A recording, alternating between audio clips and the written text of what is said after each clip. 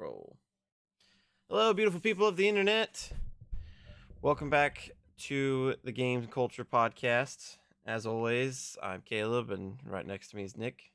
Not Hello. literally, figuratively, technologically. He's there. Yes, I think they know what Discord is.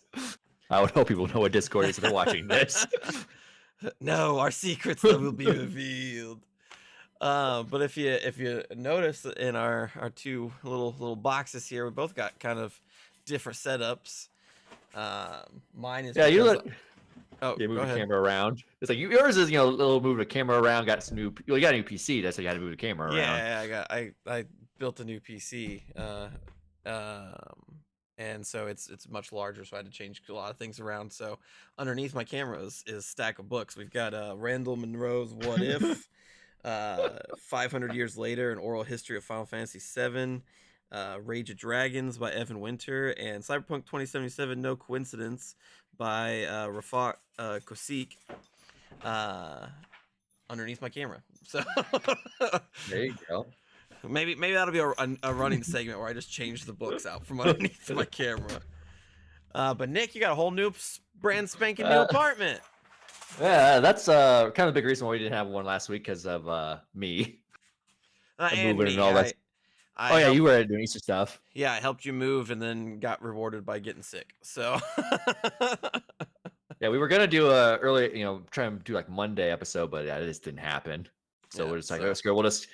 We'll do our normal schedule and get back on it from that point. Yes. We appreciate all of your all's patience while Nick moved into a new apartment, and I spent 2 days straight not eating, drinking for fear of. Blah. Yeah. But not to say that there wasn't stuff happening while we were gone. We got kind of a full episode for you. We got some tragic news. We got some funny news. We got some tragically funny news. All across the spectrum. But Nick, in addition to getting moved, what's new with you? What have you been playing? Not much because I was moving. No excuse. No excuse. So packing boxes, all that stuff. No excuse. Get out and play video games. I should have had Final Fantasy 7 beat by now. Exactly. I can't say that. I mean, we've been playing a little bit of that, but I haven't played enough of it to gather more thoughts on it. I'm still in June on. I played a little bit of Peach Showtime. Been playing a little bit of that as well. That one's pretty fun. Not as much. I mean, the game's easy. But it's creative. I like what they did with the Peach's powers and stuff like that. I like how her cautions are more involved, and stuff like that. I think it fits stuff I'm going for. The only issue I really say so far is, I mean, besides being easy, but it's a Mario game. That's a big deal.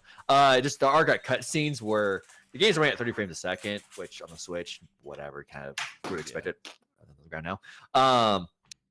But there's some cutscenes where you can definitely tell the frame rate is struggling. Yes.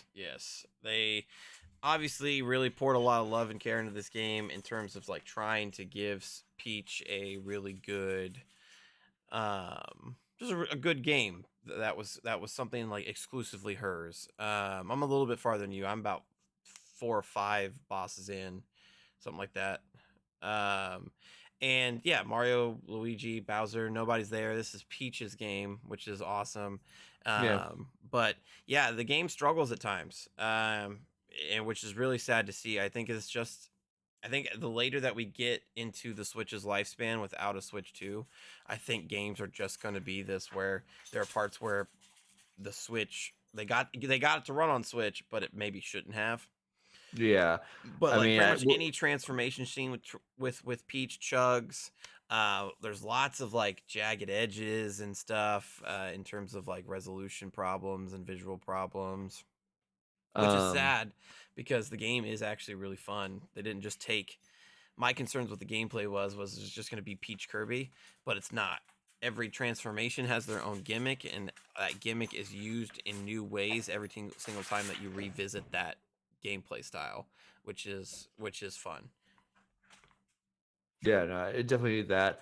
I'm trying to thought there on it. There's also where it's like the loading screens will like stutter too, which is like it's just really things, but it's all coming down to the Switch. It's The Switch is 7 years old at this point, and we should be on the Switch 2 by now, but we're not. And it's another sign that we need another successor to it.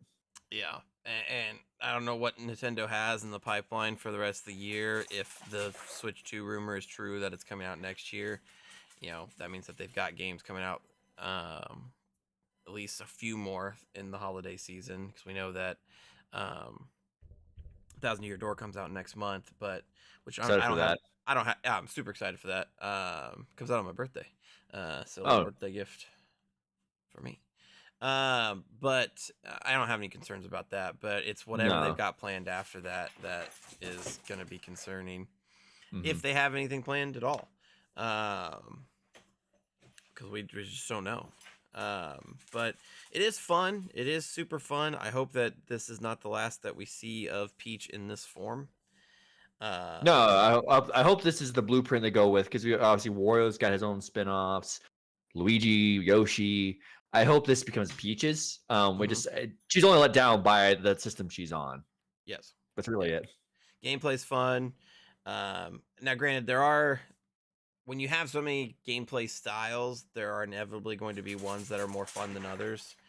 Yeah, so early one was there. It's only in the first 4. Yeah. The Ninja and the Sword Fighter are great. The baking one was not so good.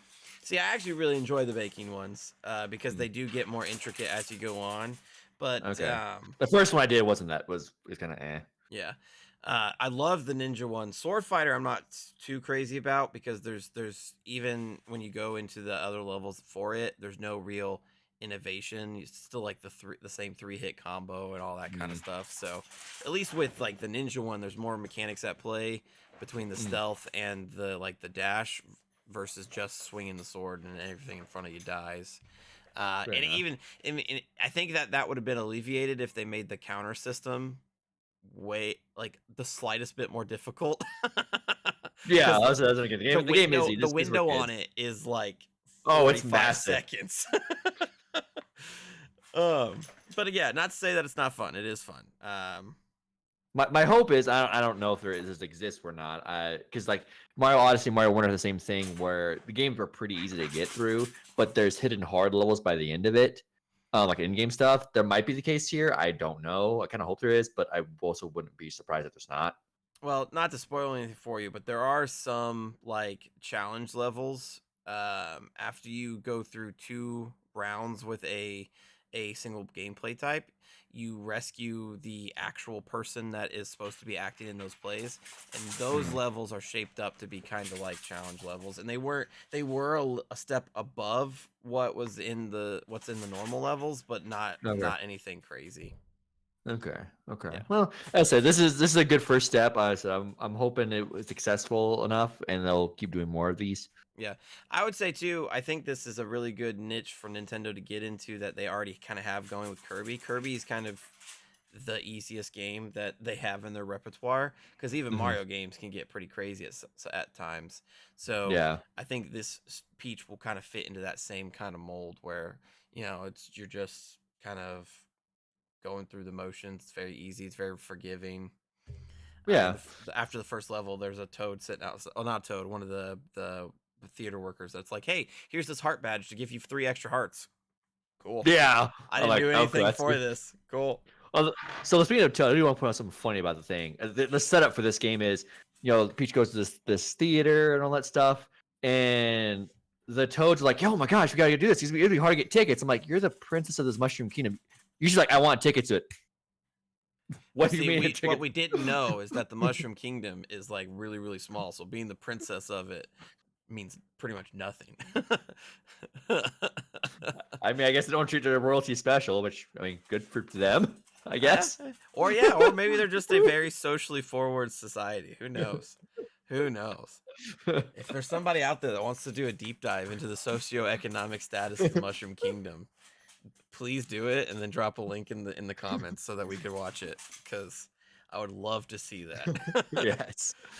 There's lots of economic data you could go off of. There's lots of games where you buy things with coins and stuff. So I'm sure that somebody out there could put in the time and effort to really put together a clear dissertation of what's going on. Are they wealthy? Who knows? Who knows? Maybe that's why Bowser targeted the kingdom, is because they're very wealthy, and so kidnapping the princess actually would mean something. But if they're not wealthy, then he's just capturing kidnapping that princess for nothing. I'm just saying. Hey.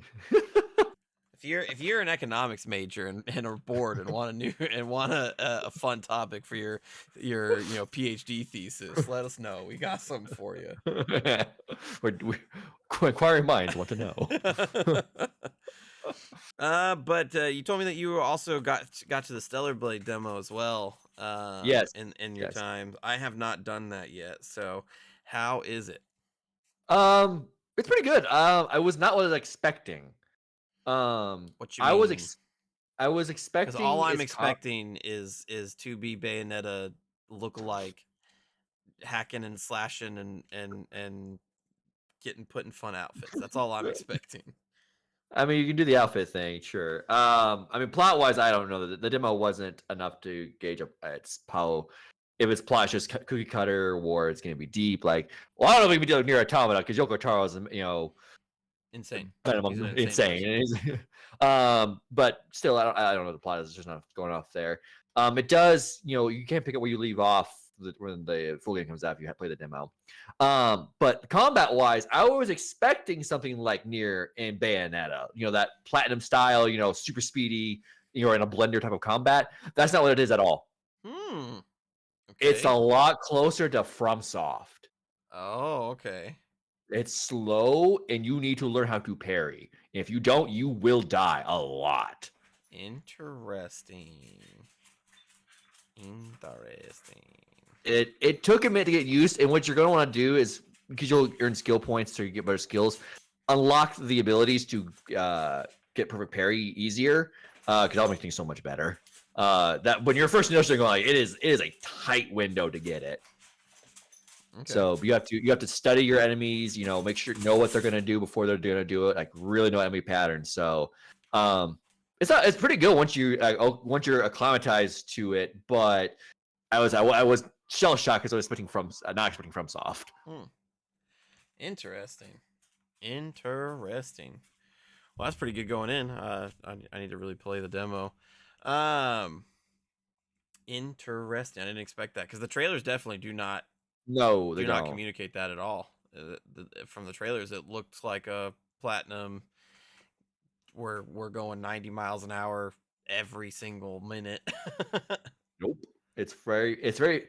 I will say it's almost momentum based though. So once you start getting a couple, good parries and hit, your meters are where you should be, you can get that super speedy combo. But it's very much a quick reward versus the main style. Oh, okay. Okay.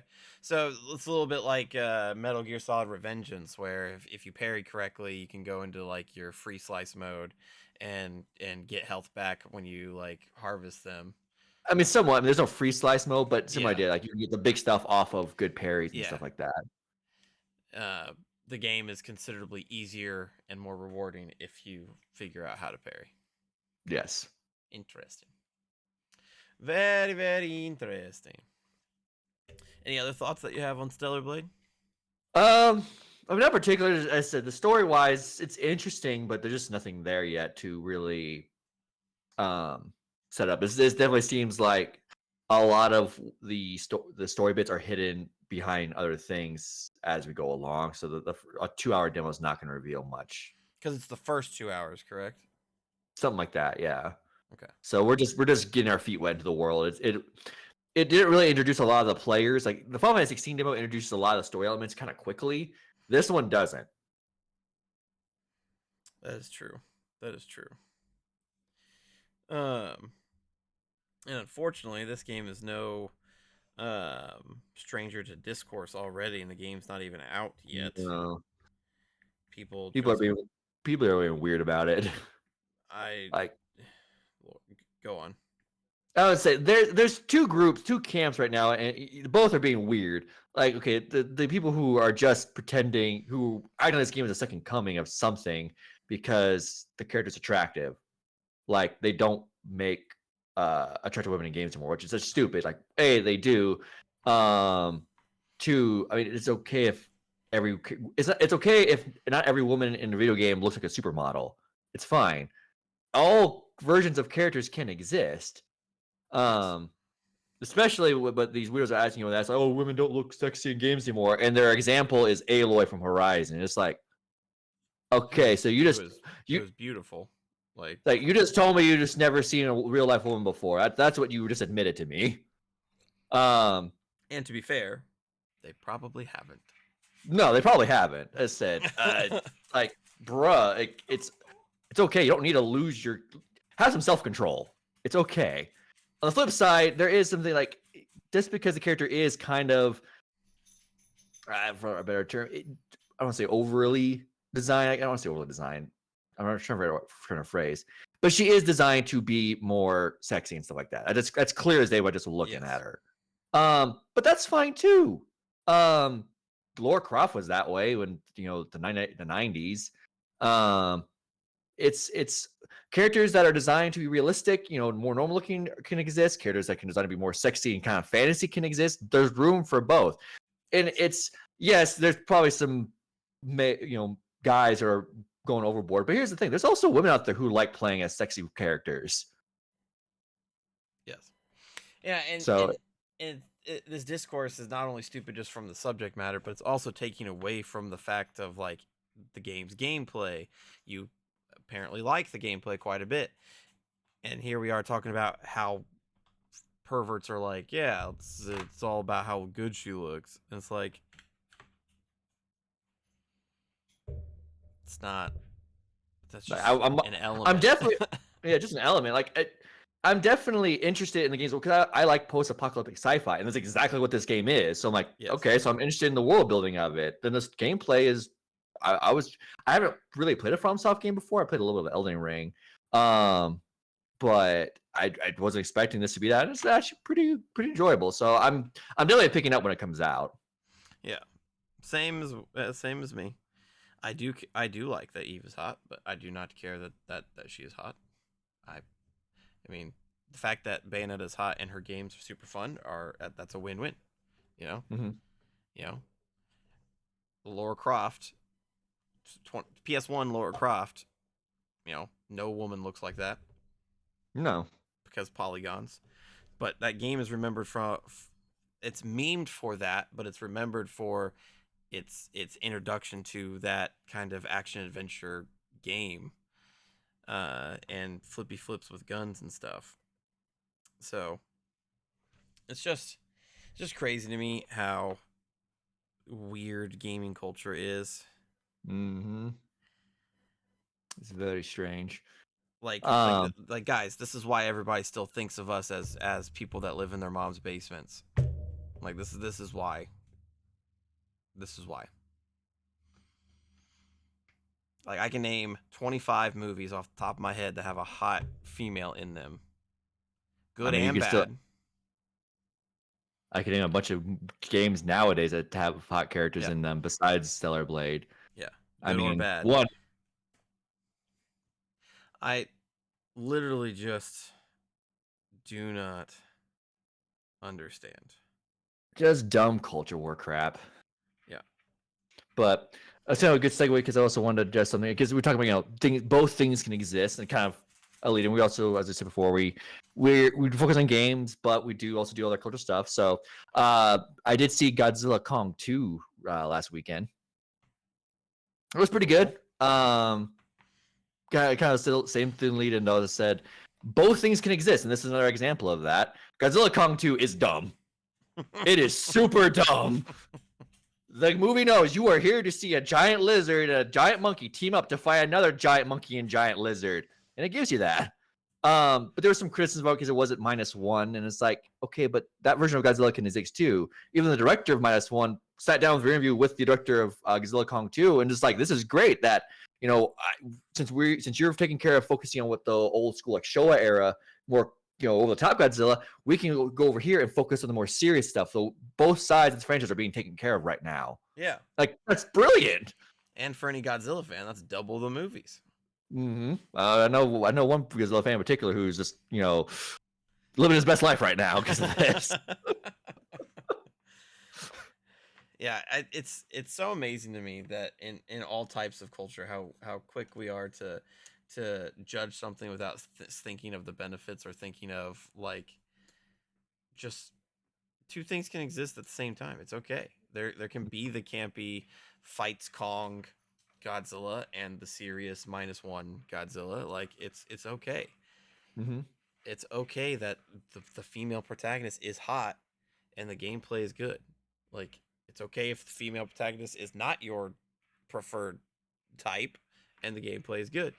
Like like There's just balance in the universe. yeah, just get over it. Just enjoy the media instead of, just bringing up discourse for the sake of bringing up discourse. Mm-hmm. Like if it's not your thing, that's okay. Cool. If you like your female protagonists a little on the uglier side, cool.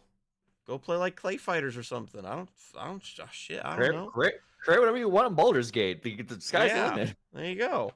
If you don't like the campy Godzilla, then go see -1. If you don't mind, see them both. If you're not a huge fan of Godzilla, then this conversation really doesn't have any merit to you. Just don't go see the movies. Like your money. Like it's so interesting to me how quick we are to just create discourse out of nothing. Mm. Like if Eve is too hot for you, then don't play Stellar Blade. That's okay. If Eve is too hot for you, but you really like the Soulsborne-esque gameplay in a new with like a new spin, then play Stellar Blade. Put her in an outfit that you like. I don't know. Yeah.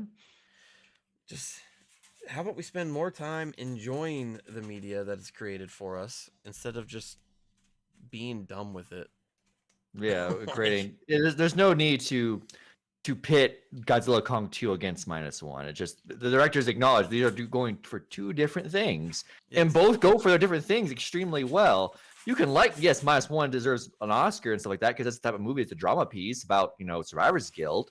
But Godzilla Kong 2 is a happy, big summer blockbuster about things getting destroyed. That's great. The franchise can be both these things. Yeah. Like it's okay. It's okay. Just just calm down. This is not that serious. There's a No, it's lot of not. other serious issues going on in the world. Godzilla -1 versus Godzilla vs Kong is not one of them. No. Enjoy Giant Lizard Man. people being weird about how hot Eve is not one of these issues. Just go out and play the game. If you're gonna play the one-handed mode, cool. Don't that's not something unless you're like streaming it and it's like a challenge thing for you. Don't talk about it. Just do it. I mean, You know. even Alex said, even Celebrate is kind of cheeky about it. There's a alpha in the game that's like super skin tight, like almost nude, but it removes your shield, so it's basically one hit kill. Yeah. Yeah. So they're being cheeky about it. That's kind of funny. Yeah. And that's great and that's cool. And we should all be happy that they're being that way. Like because that means that they're having fun with the game. That means they had fun making it. That means that there's a lot of love in it. And it's probably going to be a fun, good game. Mm-hmm. Like everybody wants to criticize the King Kong game that came out last year and got like a 0 out of 10 from everybody because that was made by a studio that didn't give a fuck about the property. But then you have something like Stellar Blade where the people actually cared and were criticizing it for stupid shit. Like, come on. Yeah. You can't have it both ways. Lord Almighty. We're only a few minutes into this episode. Am I on my soapbox? God damn, you people suck. Get me on my soapbox this early. Just enjoy shit. Speaking of enjoying shit, speaking of getting opportunities to enjoy shit, it's a good segue to go to a funnier note. Atlas has been giving us time to enjoy Shin Megami Tensei 5 Vengeance because originally it was supposed to release on the same day as the Elden Ring Show the Eltree DLC, and Atlas went, I don't want that smoke. So we're going to release a week earlier. What I love about this is Atlas didn't want the smoke and admitted that they didn't want the smoke. So No. so it was going to release the same day as the Elden Ring DLC, which is what, like June 25th? Is that right? 20th, I think. 21st. Okay. So, and I'm pretty sure it got moved a week ahead for Shin Megami Tensei 5 Vengeance. Yeah, I'm pulling up the new release date right now.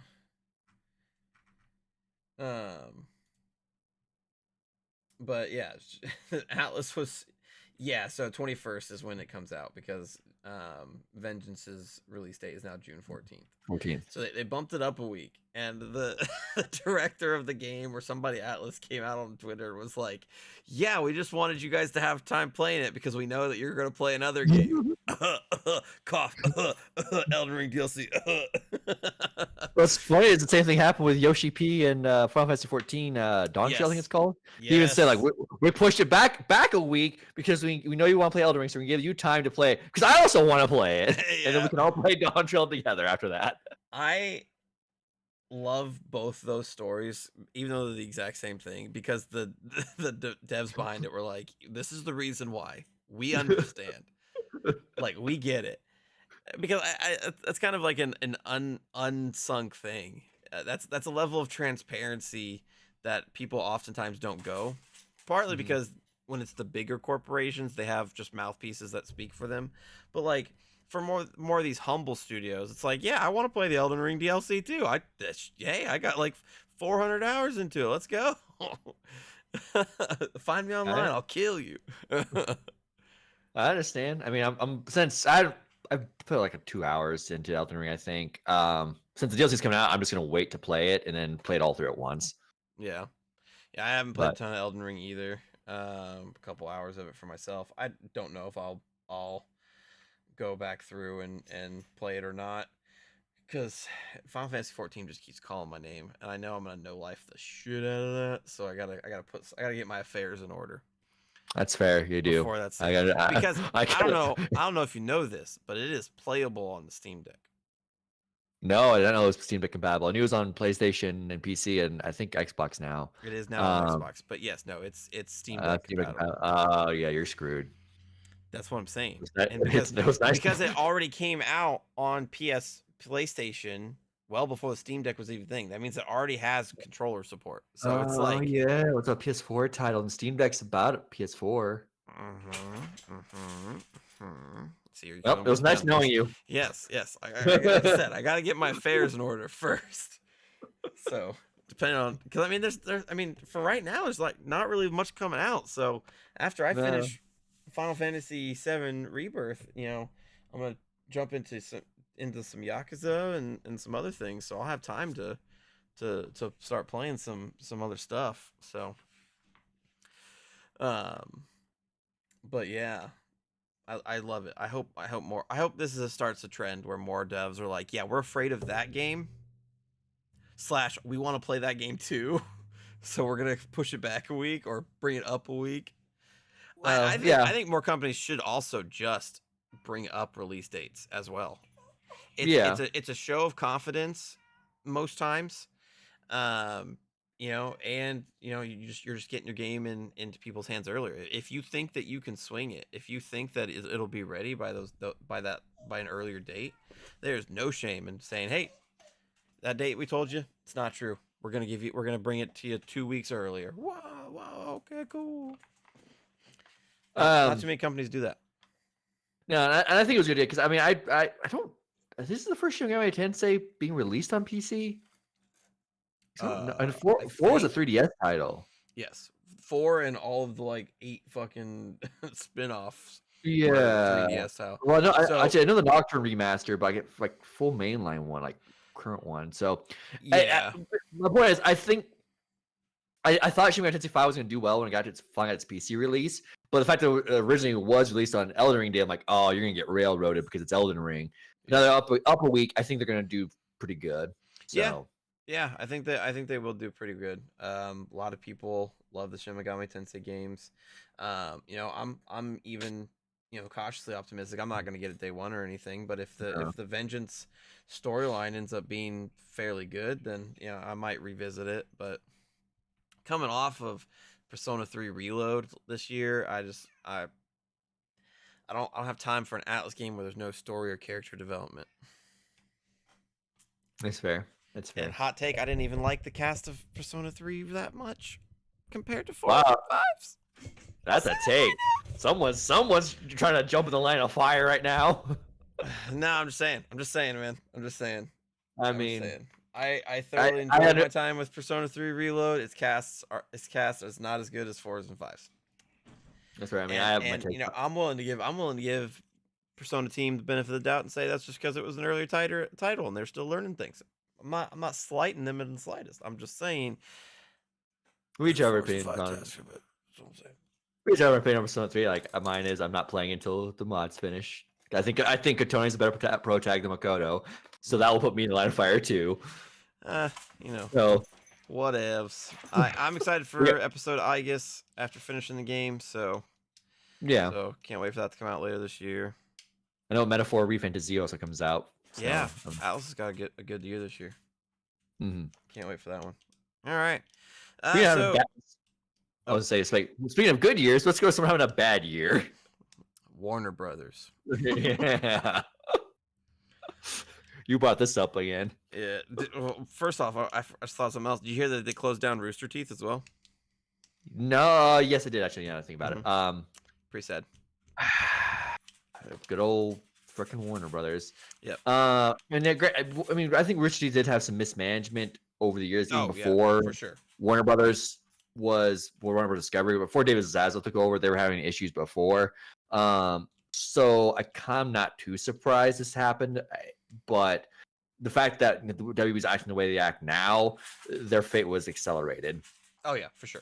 Just a small point that I thought of, but yeah, no, Warner Brothers, Suicide Squad. Remember that? That train wreck. Let me just push out the dead horse. Let me just push out the dead horse that we've been kicking. So season 1, their season 1, their first battle pass, started this week, last week. It was in the recent history. And needless to say, things are not going well. No. So No. on paper, this should have been a slant. This should have been something to bring people to the game. Okay. It had been on sale for multiple weeks leading up to this. I'm talking deep discount, like 30% off for a new release game. So you did that to try to bring people in for season 1. Makes sense. Got it. Your first new character is the Joker, most famous villain in DC Comics. Cool. Awesome. Sick. Cool. Great.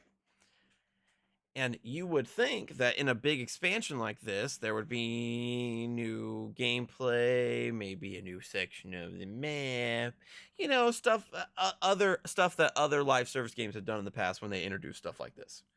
Mm. Nope, none of it.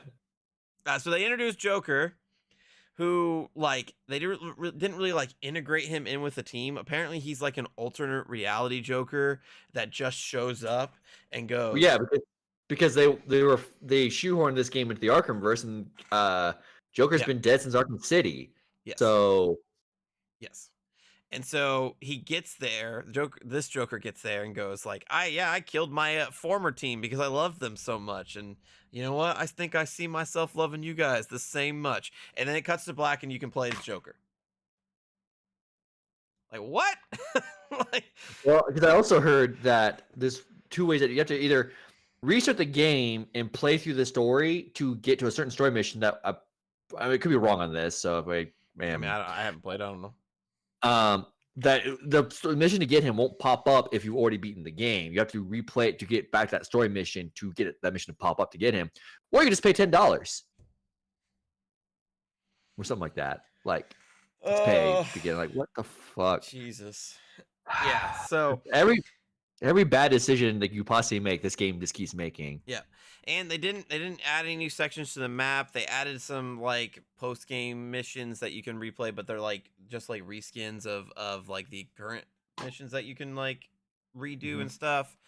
And it sounds like Joker's to play as isn't even anything remotely that different from the other people. So it's what a waste. So for one, they're different. What a waste. And it did nothing to help player counts. No, they what they need to do immediately is, but I don't know how much Sony and Microsoft are willing to cut a check for them, is get that game onto PlayStation Plus Extra and Game Pass. Yeah, that's your best chance. I would say so. I mean, if the because I mean, honestly, so it's a game about playing villains Mm-hmm. and putting them in an anti-hero role. You've already blown your load on the biggest one, and it didn't work. So now, effectively, this game is on life support Mm-hmm. because you've used your biggest trump card already, You squandered it. and you squandered it. Yeah, yeah, absolutely. Absolutely. You squandered it, and he's a fucking character in a battle pass. Like yeah, I don't foresee a way back for Suicide Squad. I will keep laughing at it until until it rests in its grave. I think it's hilarious in conjunction with the fact that Warner Brothers is like, yeah, let's double down on live service games. We've done such a good job with them so The, far. the only thing I hope is just that Suicide Squad doesn't take down Rocksteady with it. That's my biggest concern. I don't want that to happen, but Well, with Warner Brothers hurting for money as much as they are, I uh I think that's maybe an inevitability, unfortunately, true. because the thing is, like, WB is a lot of awful. people call back to like BioWare and and like in conjunction with a good studio gone bad type thing, but the difference there is that EA has a ton of money, and so giving BioWare a couple more chances isn't the riskiest move. Mm-mm. Obviously, Warner Brothers ain't so good at learning lessons. So they're just going to No. look at this as, yeah, Rocksteady, you messed up. We don't really have money to keep greenlighting projects that are just going to get us memed to death by two guys out of the Midwest that have like 5 followers. Uh like, we don't have the money to keep letting you do this, so we're going to give you the can.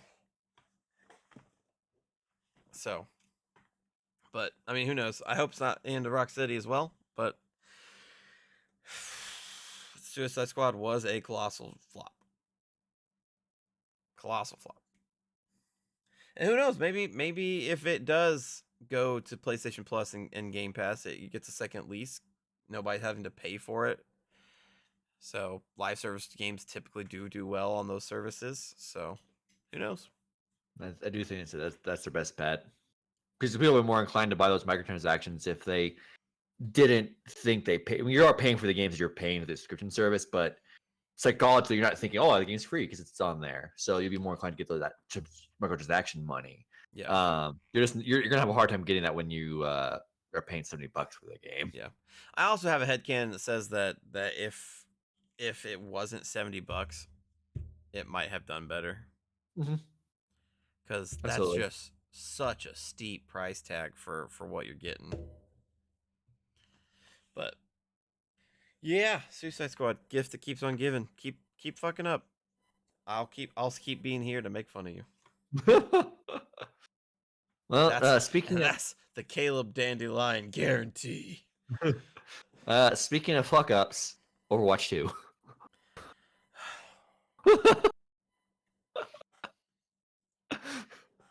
See, this one just uh, gets me because it's the fuck up I can't escape. You know, no, that's the one that hurts you.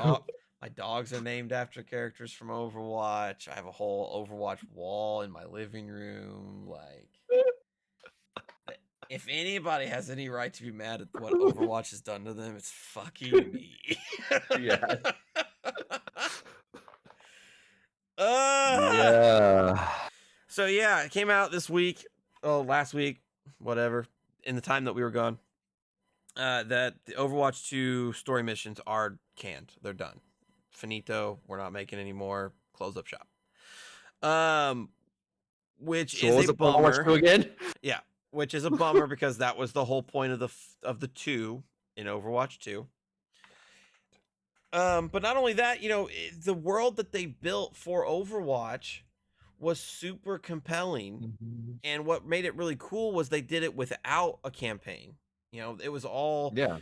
in interactions between the characters and interactions with the world, and it was very, very compelling to see that form over the lifespan of Overwatch 1. And so when they did announce Overwatch 2, Nick was sitting right next to me when they announced it, because I was watching that thing on the big screen.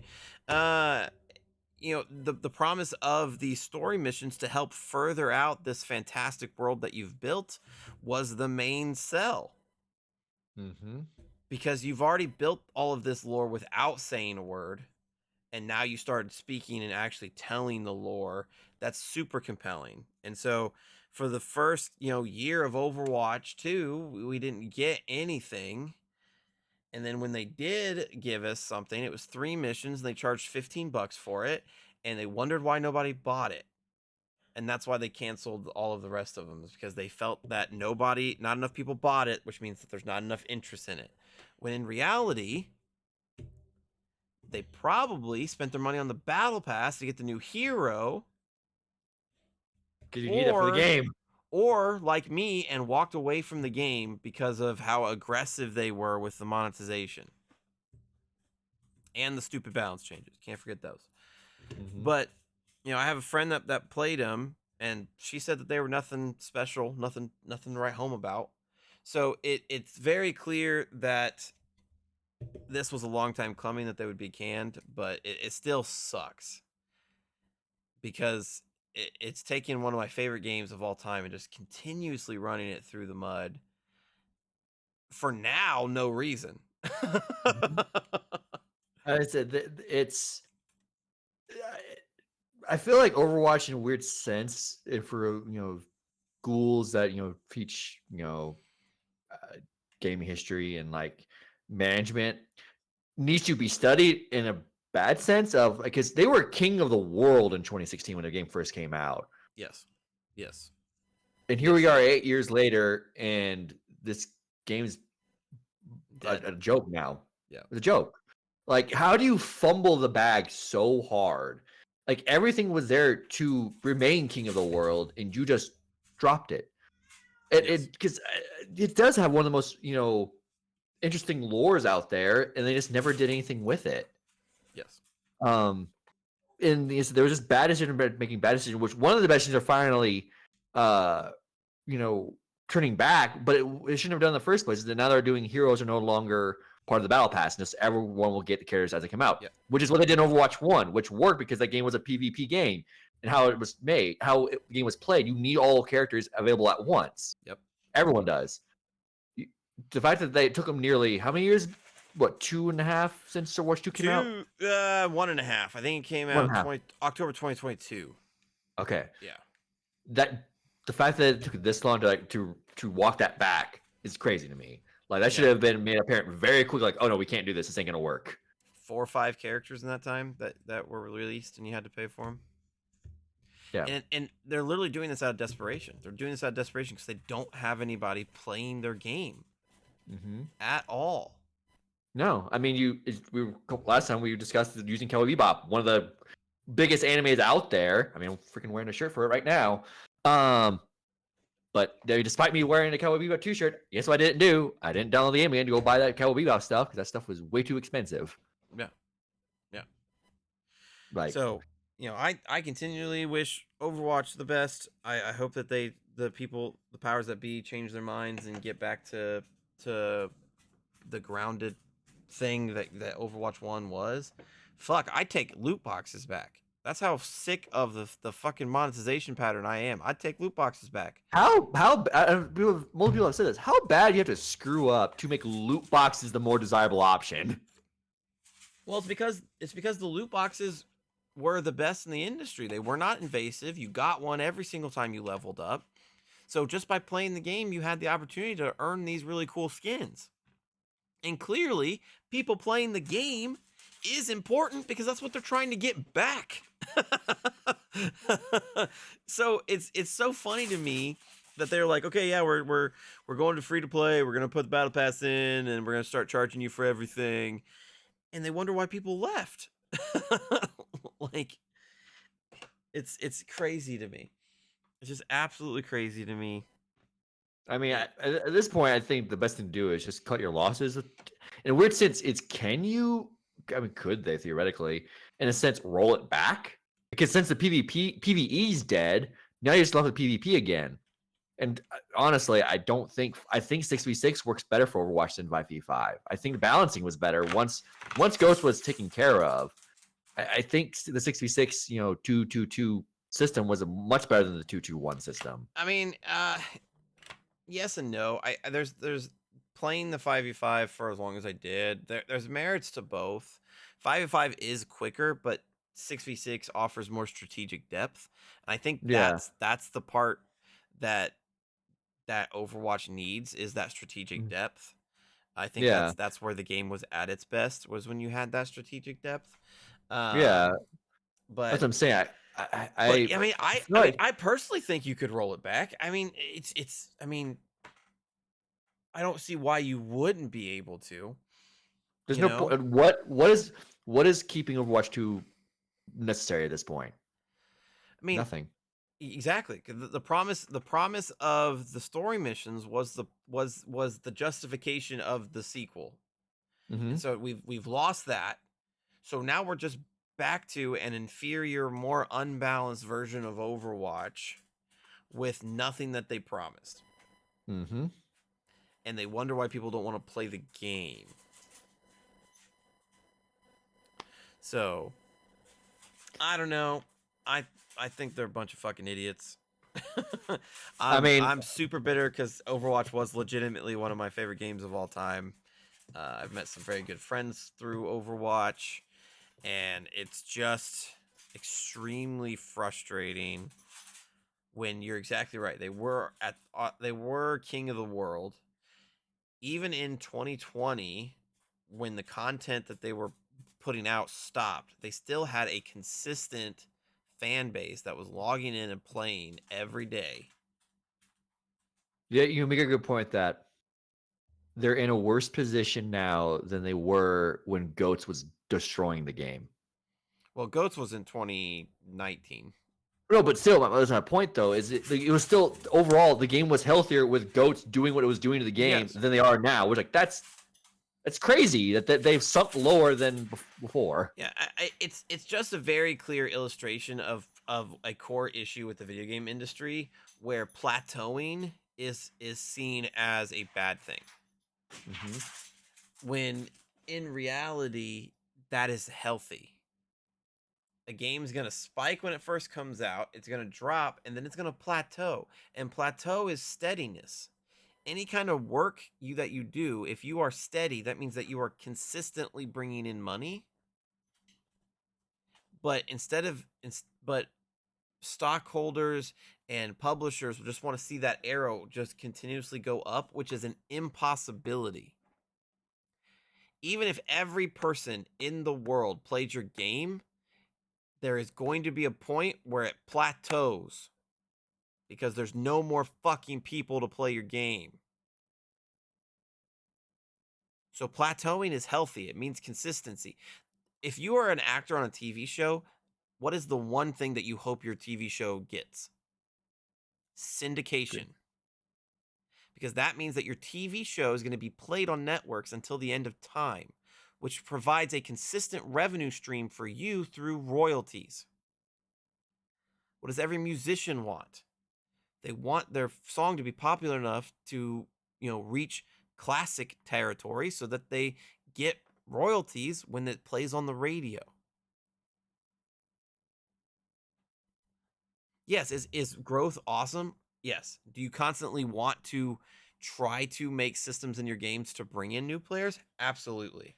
But when your game plateaus, you should be excited, because that means that these players, as long as you maintain your quality, these players are going to be there every day playing your game.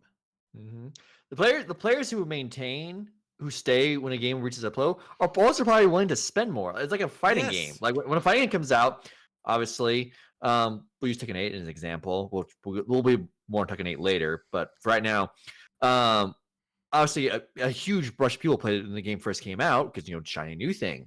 But at this point, games already started to taper off in terms of casuals playing, because casuals don't really stick. A lot of casual players won't stick around for um, fighting games. That's just the thing. But it's beginning to plateau. But the people who are staying behind, what they're going to do? They're going to buy the season pass of characters. Like me, I buy the season pass of characters for a fighting game. So that base of players it's okay to plateau because those people Yes. are going to give you the revenue. Yes, because they love your game. That's why they're playing it every day. They love your game. They were your target audience. And so it's just mind-boggling to me that business owners and publishers, stockholders don't understand that, and they just want to see the arrow go up. But now your arrow has gone down and it's plummeted. What the fuck are you gonna do? Oh, you're gonna roll back stuff that you never should have done in the first place? Cool. It's too late. You should have took the money that you were getting through those consistent fans and just kept putting out good stuff. If they never announced Overwatch 2 and they just kept Overwatch 1 as it was and kept releasing new characters and maybe changing up some of the events and adding some new story mission content, we wouldn't be having this conversation today. I wouldn't be regretting my dog Reinhardt's name choice, who's right there. and I'd still be playing Overwatch. I 100% would still be playing Overwatch. So, hey, Marvel and NetEase, As I'm saying, listen to all of this when you put out Marvel Rivals. So Marvel Rivals was announced last week, and it's basically an Overwatch clone in third person with Marvel superheroes and villains. It kind of got just yes, it kind of just got announced out of nowhere. It was really cool. They showed off about 2 minutes of gameplay. It is a 6v6 third-person action shooter featuring a bunch of Marvel superheroes and villains, all of them with powers unique to them. It's a lot like Overwatch in the fact that there are classes. It looks like there are tanks. It looks like there's healers and supports and damage dealers, all of that kind of stuff. They didn't really show off like what the gameplay is going to be like. I don't really know if they showed off like any objectives or anything like that. But so that's still it looked very similar to like Overwatch. Yeah. Very similar to how it was operating. Yeah. And it looks great. I'm super excited for it for obvious reasons. I will be a Spider-Man main. Don't worry about that. That is written in stone. But they picked some like off the wall characters in addition to some of the major ones, like Magic from the X-Men's in there, and she looks really cool. No, it just looks really cool. I'm a little bit concerned that's by NetEase. NetEase is a Chinese company, Chinese publishing company. So this thing is probably going to be this thing is definitely going to be monetized because it's free to play. Oh yeah, yeah. It I'm can be sure. kind of bad. Yeah, I'm sure there's going to be a battle pass, and like standalone cosmetics that you can buy. But as long as the prices are fair and everything, I don't mind. I mean, Marvel, it being a Marvel property means that the monetization is going to be very clear. You're going to be buying different suits for your superheroes. And so depending on if you have a favorite suit or a favorite superhero or a favorite era for a superhero, this thing could make a ton of money as long as it's done right. I'm excited for it. I know I signed up for the closed alpha that's happening in May. I know you signed up for the closed alpha in May. So if we both get in and if we both play it, we will be giving impressions on it. But I am very excited to see that there is another person stepping into this space, because I think hero shooters are very compelling. I think they're very fun. I know that I've been playing a decent amount of Fortnite with you lately. I still prefer Apex just because of the different heroes' abilities and how that leads to strategic diversity. Valorant, I think, is one of the reasons why it is so successful and standing up to the likes of Counter-Strike is because of the strategic diversity that comes out of your hero choices. And also from a casual player standpoint, if you like a character for their character, that's a through line that makes you want to keep playing the game. I experienced a lot of that with Overwatch. I love Reinhardt. That's why my dog's name is Reinhardt. He's a cool dude with a gigantic shield that he protects his friends with.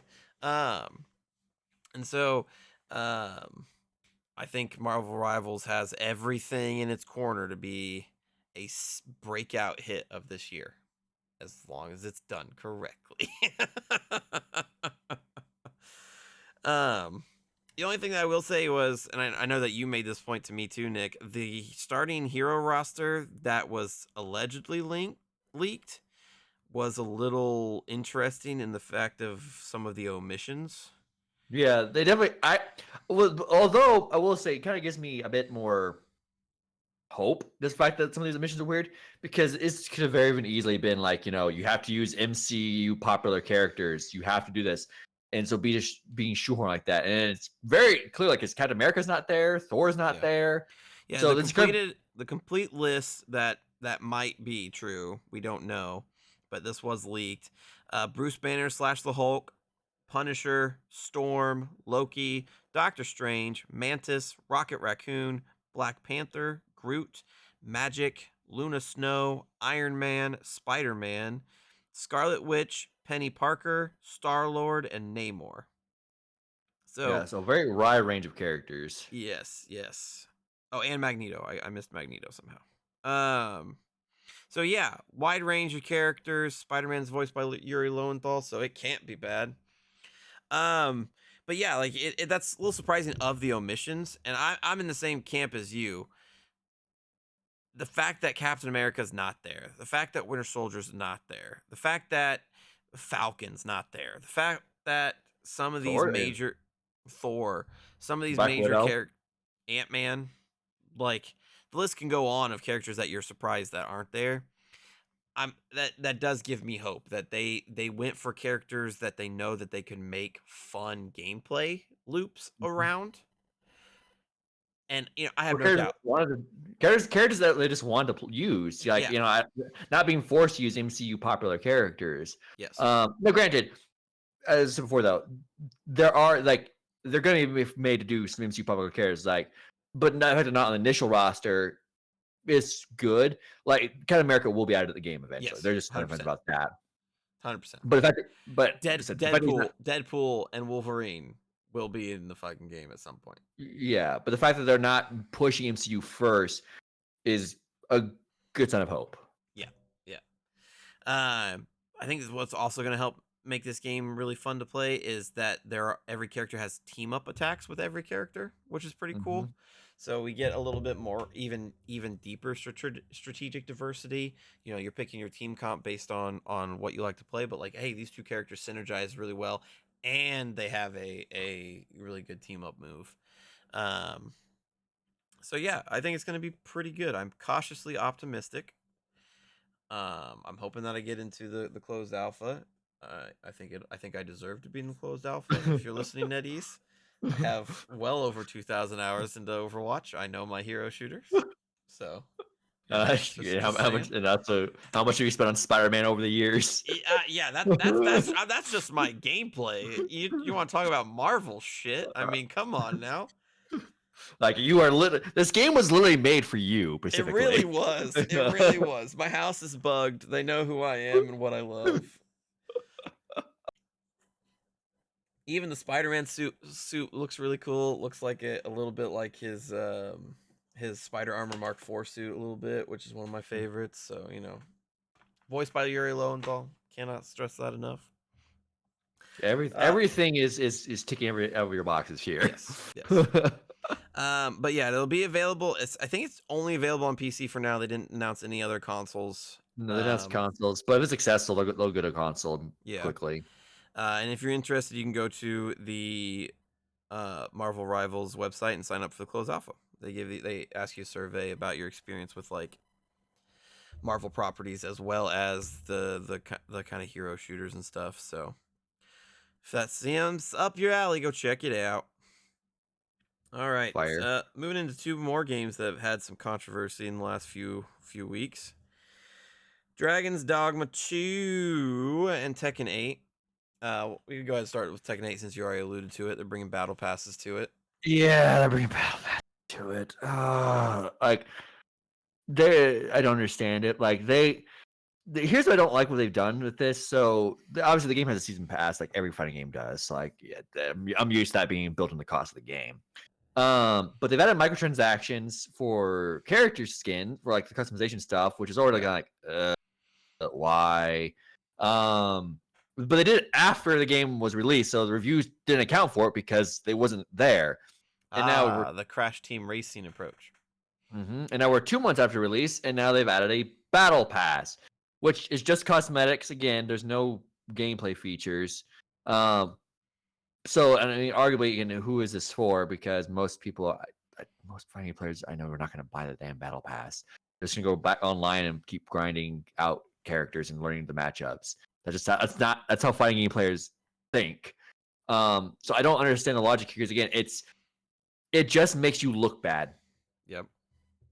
Straight up. The game is amazing. The game has a great story. The game plays great. There's some balance issues that they still need to address. But adding this battle pass and this shitty monetization scheme was just like, dude, what were you thinking? You were looking great, and now you're looking kind of shitty. They were thinking they needed to make some money. That's what they're thinking. I don't know how that's going to help anything. I'm just so sick of battle passes. Mm-hmm. They are in every single game these days, and it is exhausting. It's nauseating. I mean, it's exhausting. I don't understand why people think that we as gamers have this much time to devote to several battle passes. I don't know. Now I'm flipping between two. There's an event pass in League of Legends right now, and the battle pass in Fortnite, which I stupidly bought. And I'm like, holy shit, how am I gonna get both of these done? Here's the thing, like, because obviously Fortnite popularized the battle pass concept. Yes. Everyone wants a piece of that Fortnite pie. But Fortnite still to this day has the best one because they perfected it off rip. Like, but no one wants to do what Fortnite has done with it. Because it's super valuable. You're getting in Fortnite, you get more V-Bucks out of the battle pass than you put into it in the first place. Yes. I'm pretty sure the only one that does that. Yes. Like Apex gives you exactly enough for the next battle pass. Yeah, that's ridiculous. And also, you can level up the Fortnite battle pass relatively quickly. Yes. Because even like when we were playing the other night, I had played with you a few months, and I saw you were like a level ahead of me. Well, you said you didn't get the levels. Yeah. But okay, but still not a big deal.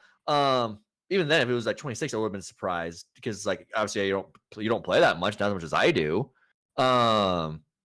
So, but it's not that hard to level it up. And yeah, there's some extra like bonus stuff, but if you just want those in the basic tiers, like that 100 for your skins, you can get that pretty quickly.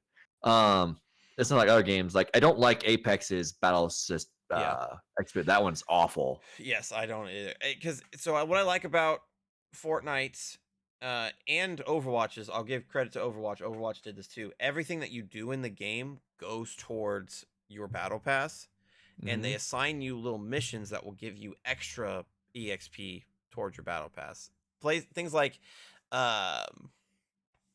Halo and Apex. You do the missions to get like points that go into your battle pass. So like every 10 stars in Apex is a level, and so you'll have hard quests that are worth a single battle pass level, and then you'll have like lower level quests that are like half a battle pass level, and then once you get a certain level of EXP, you can get one battle pass star. So it's just they railroad your progress a lot more than some of the other ones out there like Fortnite does. So I mean, but I also want to point out the fact that Fortnite, Apex, Overwatch, these are all free-to-play games. Yes. Tekken 8 is a $7 game plus a $30 season pass to get more characters, which if you're like me and you go play tournaments, you have to have those characters. Yes. So really that $7 game to me is not $7. It's a $100 game. Yeah, 100%. 100%. And like there isn't a single fighting game where you don't want to have all the characters. No, unless you're a casual, you're not going to care about the season pass, but I'm not a casual fighting game player, so I need the passes. Yeah. So fighting games are more expensive to me. And honestly, even for casuals, when you're having people over to play with you, typically you want to have every character on your save file system, whatever, so that you can accommodate everybody that's coming over and playing. You know, Yeah. if you're a Sora main on Super Smash Bros, you come over to my house for us to play, and I don't have Sora, you're gonna be kind of upset because your character's Yeah. not there. So yeah, no, 100%. Yeah, Tekken's $100 game that now has a battle pass in, which is just crazy to me. That's just crazy to me. Mm-hmm. All to And so I mean, squeak out a little bit more money of the people that are still playing. yeah. And I said this is like the game's great. Don't get me wrong, but like I'm not gonna let it slide just because I find the game super fun to play. Like this is fucked up that they're doing this. Yeah, especially since they did it after the review window had closed Mm-hmm. pretty much. People had already stopped. The reviewers already played it, moved on to the other thing. They have their scores in, set in stone, and then they pull this. It's so Mm-hmm. deceptive. It's Mm-hmm. so deceptive. And it's because they knew they would get flack for it. I mean, another Okay. $70 game that has a battle pass, Suicide Squad, not doing so hot. It's not a good formula. It's not a No. good formula. Let's move on to the other bad press. It's definitely not a bad game, but definitely some bad press. Hi, Reinhardt. Hello. I know I spoke about you multiple times. Hello. You've made an appearance in the last 3 podcasts. Do you have anything to say to the people? You didn't have anything to say to the people. But Dragon Dogma 2. Early previews and stuff, we're putting this in like the game of the year contender category. Game comes out, litany of issues, and a ton of controversy as well. So getting into the issues, the game just wasn't running well, No. even I want to on just 4090s. I want to address the microtransactions first, then we'll get to Okay, performance. yeah, fine. Because we're still on that. So the microtransactions, there were a lot of hoopla going around to them because they first, like, people who first noticed them were thinking you were paying for fast travel, which you're not. How it works in the game is you basically have these stones that you set as your fast travel points, and then you have to use another in-game item to fast travel, but those you can't buy those at all, and those are basically functionally unlimited. So basically, that fast travel thing, you can buy an extra fast travel point. So a lot of stuff that was in the game, microtransaction wise, was just a bunch of useless stuff you didn't need, kind of like Tekken 8. But it's the same issue. It doesn't matter that they're useless. This is PR. It looks like you're doing something bad, despite the fact that you're not. It looks like you are, and in press and PR, looking like you're doing something bad is just as bad as doing something bad, because there's an old saying, a lie makes it halfway around the world before the truth gets on its shoes. So you're just doing self-inflicted damage by doing stuff like this. Yes. I will say I think that the microtransaction issues are a little bit overblown. If you don't want this stuff, then don't buy it. It's not like Overwatch 2 where they're putting heroes in battle passes. Like that kind of forces your hand to buy the battle pass. Nothing is making you buy these. If you want the convenience of having another fast travel point, then buy it. If not, then don't. The game developer came out and said very clearly that the point of this game was to be kind of like Lord of the Rings, and you're traveling with your party, and so the journey is just as important as the destination, which is fine for a design philosophy. You know, Yeah, I don't mind. I don't agree that the microtransactions should be in there, but at the same time, if you don't like them, then don't buy them. If you're no. playing the I mean, game fine, and these are not affecting you, then don't let them affect you. From all accounts that I've seen, you have to actually go digging for them. There's no advertisement that pops up saying you need to buy this. There's nothing like that. no, You but have to go searching for it, which is it's still, I fine. mean, it's still the same boat to me as Tekken 8. Where it looks bad, and it just shouldn't be there in a full price game to begin with. And I agree with you, but unlike Tekken 8, they didn't bury the lead and hide these. No. They're also not shoving them in people's faces.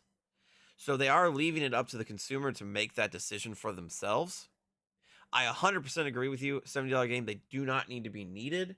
But I also do see a an argument to be made of maybe somebody that doesn't have as much time as us to play video games spending $5 extra to have an extra fast travel point so that they can speed up at the rate at which they're completing this game.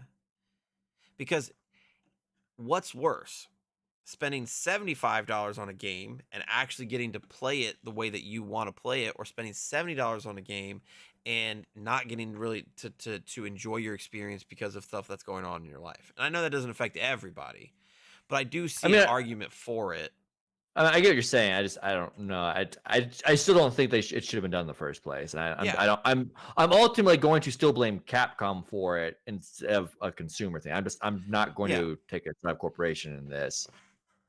It's if they didn't want the bad press to go out in the first place, the best move would have been just not to put them in the game in the first place.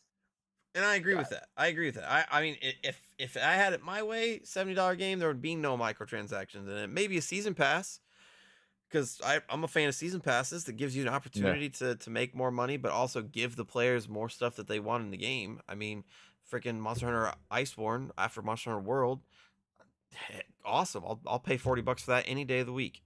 That level of Yeah. content, but It is weird. I just don't agree. I don't agree with everybody lambasting the game at which they are for these very minute things. Like the most expensive one is $5. Well, yeah, like, the issue was also part of people were thinking it was more intrusive than they are, which again feeds back into my point is allowing this misperception to occur in the first place. It just didn't need to happen. Is this misperception wouldn't exist if the microtransactions didn't exist? Yes. But it just goes back to the overall gaming sentiment as well. Like these things, I think this was blown out of proportion by people that hadn't played the game yet. And it's like, oh man, microtransactions in the game, that's bad. It's like, no, not necessarily. I mean, are they needless? Yes. I mean, Capcom has done this stuff before. I mean, RE4, they did it in a worse way because RE4 did bury the lead, and added to the game like a month later. So Capcom does tend to put like really superfluous lists, microtransactions in their games, which is odd. Like, it's a PR thing. Like, you don't have to.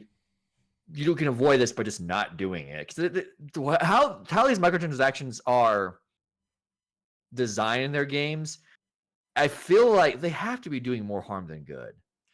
Like they have to be. Yes and no. Yes and no is going to be my answer to that. Because I mean, if you look at the Steam page, which is what I'm looking for, it does have a mixed rating, but the ratings I mean, they're all over the place, but a lot of them are just about the gameplay. Any negative review is just about the gameplay. I mean, this one right here, for the love of from Punch Children is the name, so I apologize for that, but I do have to quote it. For the love of God, please don't listen to the microtransaction reviews. This game has all items available to purchase at in-game shops with in-game money, and these absolute sheep who haven't even bothered confirming that for themselves before writing a dumb review. I get what you're saying, but I'm going to stop you right there. That type of attitude turns me off from the game. Discourse in general turns me off. No, but I mean, my point is the rabbit, because honestly, I've had more issue. Granted, yes, the microtransactions are not invasive, but the rabbit defending of them, homos, from people have done more to turn me off from Dragon's Dogma 2 than anything else. Like it's almost become very Rick and Morty fan base to me, where like I just don't want anything. Like, okay, I've already personally washed my hands of Dragon's Dogma. Like, I don't care. The game is greatest in sliced bread. This whole thing is maybe just like I don't care anymore. I'm tuned out. Yeah. So no, I agree. Fanaticism on either side is not great. What I'm saying, my point was, is that there's not too many people giving it a bad review because of the microtransactions. No, my point is there's people expressing their displeasure for sure, but my point was usually the first week of a game's life is the best point for its sales. My point I was making was because of that bad press that wasn't actually, an issue, it may have hurt the game's sales. So in a sense, you put those microtransactions there and they wound up hurting your sales when you just could avoid the whole problem in the first place. So that's what I'm saying. Like you weren't getting anything out of the microtransactions to begin with, and you wound up just hurting yourself in the long run. Yeah. That's my point I'm trying to make. Yeah, that's fair. The question becomes, would the bad press have been as bad if people didn't blow it out of the proportion? I don't know, but I'm not. I said I don't. I understand people not wanting to give the benefit of the doubt to corpse. I get it. I like even Capcom they're doing good things, but they're still a corporation at the end of the day. There's barely any gaming publisher I would trust ultimately. Yeah. See, my problem, I don't really have a problem with microtransactions, especially if they're not shoving them down your throat. They're there for people that want them. If I want them, I'll buy them. If I don't, then I don't. My problem with Dragon's Dogma 2 was the performance at launch. Yeah, that is objectively a problem. That to me, that's objectively the worst problem. Mm-hmm. Like that's an actual legitimate problem. If the game is preventing you from playing the game, that's a legitimate problem. That problem transcends opinions. That problem transcends feelings. That problem is actually just a problem. I'm going to go on the record saying that I would rather play a game that is full of microtransactions, even if they shove them down my throat. But when I hit the start game button and the game starts and plays as I expect it to, I will prefer that every day of the week over me spending $70, getting into the game and having to spend hours trying to get the game to run on various settings, all of this stuff because the game's poorly optimized. I mean, this game. Go ahead. There's no reason a 49ers are struggling with this thing. Yeah. Well, I don't think the issue is the GPU, because the game's okay looking, but it's not like a looker. The issue is the CPU. Yes. They're just not optimizing those things at all. Yes. Yeah. People say there's reports of people killing civilians and stuff in towns to make the game run better. Like that is a problem with optimization and a half. And so those kind of issues are so much more egregious to me than the microtransactions. That's fair. I mean, at least Tekken 8 runs right. At least you could play the game that you paid $70 for. There were tons of people that bought Dragon's Dogma and really couldn't even play it because the game was so optimized poorly. And for an action RPG, you need the game to be optimized because you're moving and fighting and doing shit. Yeah, if your game is I don't think there's an excuse for these new consoles. Series S maybe, but PS5 and Series X, I don't think there's an excuse why games should be capped at 30. No. That's just me. Yes, but I agree. Even if I let the 30 thing slide, okay, fine. You're doing so much of your game that it needs to run at max 30. Fine.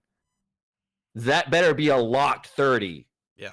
It better not dip below that. But yet, on the PS5, that game struggles to hit 30. Like it's dipping like 21, 25. Like, no. That's unacceptable. That's a you problem. Yes. That is the game needed to be delayed a couple of months while you figured this out. Like, it's not even like, it's PS5s are not PC where everyone has a different PC.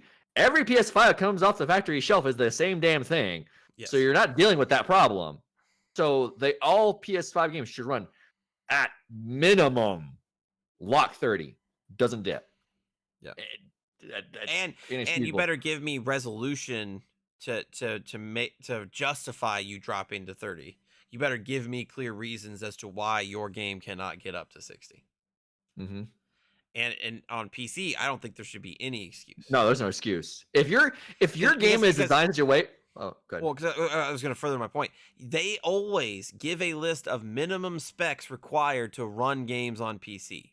So when you are handing me a minimum spec, that means that game is playing at that resolution, at that 30 frames per second minimum on those specs. I just built a PC that's got fucking brand spanking new 4080 in it. So if you're telling me my PC is more powerful than the minimum specs, then I shouldn't have any problems running your game. No. If powerful PCs like that are struggling, people should not need the top of the line stuff to play your game. No. Because most people are not going to have the type of line. Most people, I think, on Steam, because there's a thing on Steam you can check to like see what people are using. I think most people use like 20 to 30s. Yes. So that's what you need to be aiming for. Because those cards are only a few years old, and typically you want to try to use as much, get as much out of it as you can before you have to upgrade, because it's fucking expensive. Like, damn.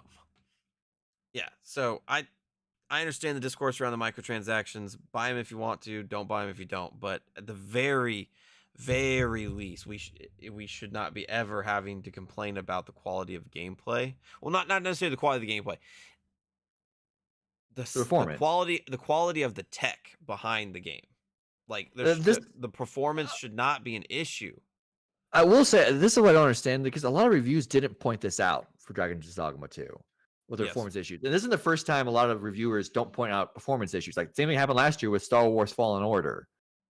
Like reviewers need to be pointing out performance, because that's a huge thing in a game. Like it's a huge thing. Like even like, oh, the game runs, so what if it dips, into the 47, frames per second and 60 frames? Like, no, that does matter. That needs to be noted. I mean, even in our just quick blurb at the beginning of the show about Peach, we both love the game. We both are enjoying the game, but it does have technical issues, and we told you about those technical issues because it is something to note. Yeah, that's all I'm asking. Just note that they're there, so people can, if someone that perks someone's ears, for especially for a PC player, because obviously there's a lot more parts involved in this one. That for sure they can now know they need to investigate to see what they need to do to make sure they're not buying a $7 game that can't run on their expensive hardware. Exactly. Because again, when you list out minimum specs, that should be all that I need to play your game. Mm-hmm. And if I have better specs, I should be able to better play your game. So, but I think, I mean, I don't know. I mean, obviously Capcom's released a couple patches on it since then. They're trying to get it under control, but it should never release in that state to begin with. No, it should have been delayed. I've heard someone describe it as, well, not describe, but if you look when the game was released, it was what, March 25th, something like that, 23rd, 28th, 29th, somewhere in there. Few days. You want take a guess what Capcom's last day of the fiscal year is? That day, March 31st. Yeah. It was kicked out of the can so they could put it on their spreadsheet. Yep. Like More than the likely. game wasn't finished. The game was not finished, straight up. But I think I can probably say the game was not finished yet. Well, Jason Schreier do an expose. I don't think we need an expose. I think this game was like, it needed like 2 or 3 months more in the oven. Yeah. But they wanted it out for their fiscal year. Yep. Mm-hmm. More than likely. All right. I know that this has been a long episode. We're almost done, I promise. We had a lot to cover. Couple more stories to go. Yeah. Well, just one more story, actually. Just talking about GDC was this past week. Game Developers Conference. Things that come out of that. Not usually a lot of news comes out of that because it's game devs talking to game devs. We get a little bit here and there, but this one was notable because consoles were the talk of the town. All consoles were the talk of the town. There's rumors that there's a new Switch dock coming to do 4K, which is just a dock. Just a dock. No, I didn't hear anything with the dock. Yeah, stupid. I didn't even bring it up because it's stupid. Just give me a new Switch. I swear to God, if no gives you a new dock, but not a new system. I swear to God. I'll just keep playing my Steam Deck. But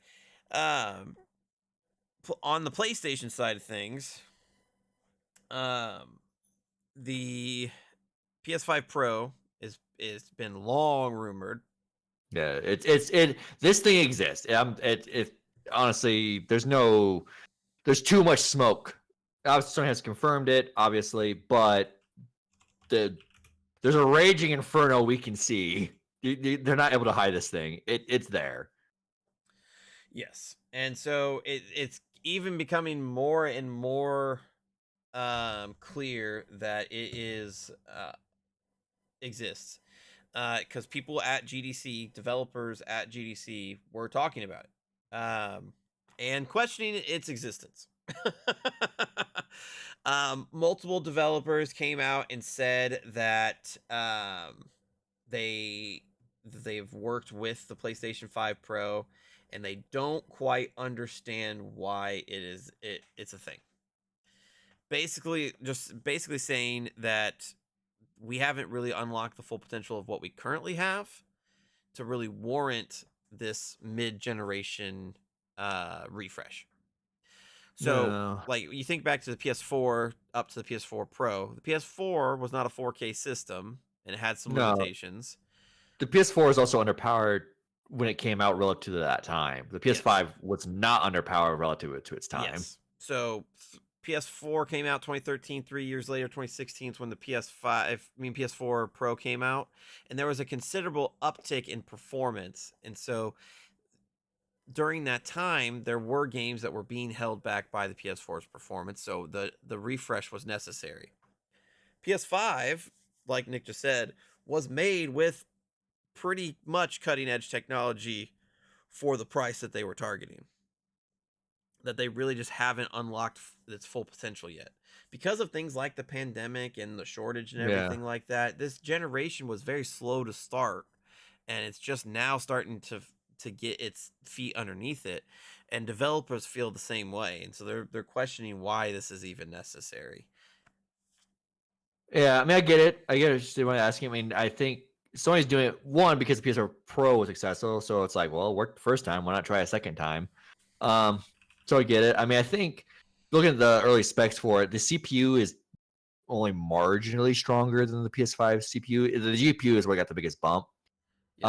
And then there also better like a I think I've heard referred to as PSSR, kind of like FSR and Okay. DLSS, Yes. which that might be the biggest key as to my biggest jump. And I don't know what we'll get out of it. I mean, I will say this more like I will still get the PS5 Pro. I do play my PS5 more than I do my PC. So to me, it is more useful to me to just upgrade that versus to upgrade my PC. But for like you just play PS5 or exclusives. That's it. So it wouldn't be it would points for you to upgrade. Um, Yeah, I will not be purchasing a PS5 Pro. I don't play mine enough to really warrant unless that it. I also have the Spider-Man PS5, so I will not be getting rid of that. Um unless they make a and special edition Spider-Man 3 PS5 Pro. um and and I agree with the developers. I don't really think there is a need to upgrade. I mean, even if the PS5 can do like DLSS, Full version of and it. improve gameplay and stuff, what games really need to be improved on it? No, I When mean, you when you have a game that's as graphically intensive and as fast paced as Final Fantasy 16, running at a buttery 100, running at a buttery 60 frames per second at there were 1080p, like, there were who there were cares? some dips in Final Fantasy 16. I will say that, but and there are some dips in Seven Rebirth. But I think it may be a Square thing, honestly. Because a lot of Sony's own first party exclusives like Ratchet and Clank, God of War Ragnarok, Spider-Man 2. Spider-Man 2. I Yeah. mean, they had 60 frames with ray tracing on. You Yes. couldn't turn it off. So the PS5 is a pretty capable system. Yeah. Um, A capable so I system mean, that I don't feel like we've had enough games to really truly test it. no, as I said earlier, the PS5 was built for a better long haul than the PS4 was. As they're only doing the PS4 Pro was accessible, so why not try again?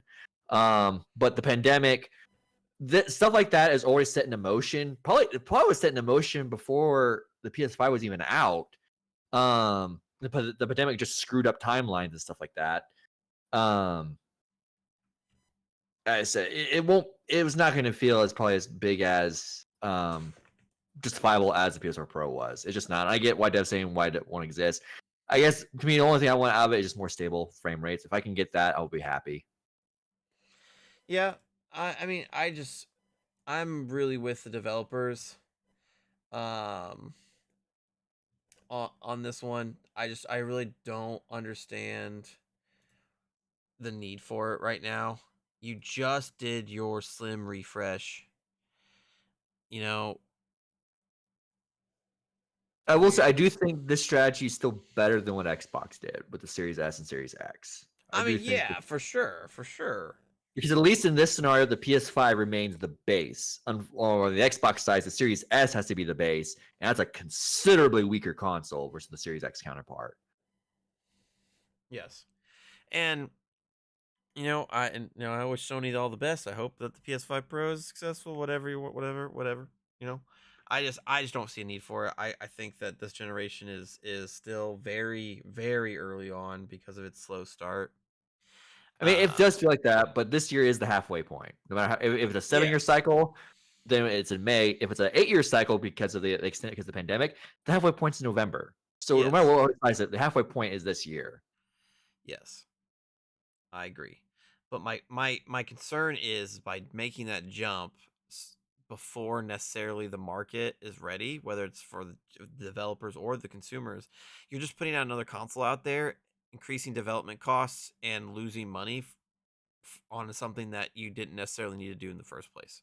No, That's my thing. I agree. So it's a weird business decision, um, in my opinion. But if that's the one that Sony wants to make, that's the one Sony wants to make. I think it would be cool to have something like DLSS on consoles. I mean, that puts the PS5 a lot closer to PCs. It also gives the PS5 the power to do some more stuff that may be a little bit more out of reach. Because what DLSS does is it basically kind of digitally upscales instead of fully upscaling, so that you can keep your frame rate high. So it pretty much like fakes 4K to keep your frames high.